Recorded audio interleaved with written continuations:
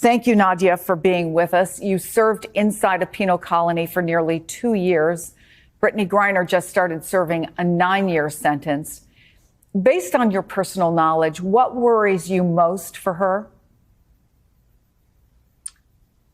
I'm terrified that Brittany Griner was moved to IK2. It's one of the harshest colonies. It is literally the harshest colony in the whole Russian prison system. I was protesting terrible conditions in my penal colony, but I know every single chief official who works at IK2, and I know exactly what human rights abuses do they perform on a daily basis and kind of tortures that they use against prisoners. Well, prisoners in that IK2 works in slave-like conditions. They're forced to work up to 17 hours a day with no days off and with no vacation, needless to say.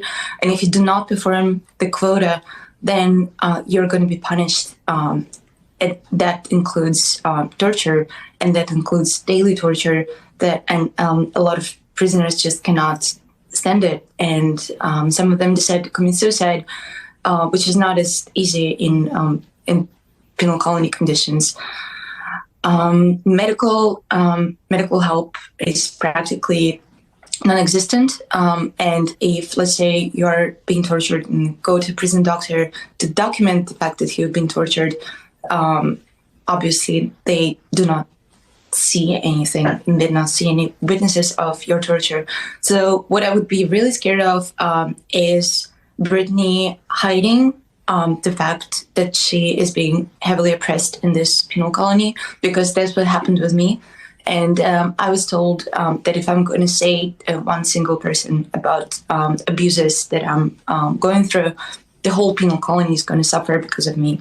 And I didn't open my mouth for a year, and I was working in these terrible slave-like conditions, getting injured for a year before I started, and then I started my hunger strike that actually brought a few high position chief officers from Mordovia to trials, and some of them are convicted right now because of my fight.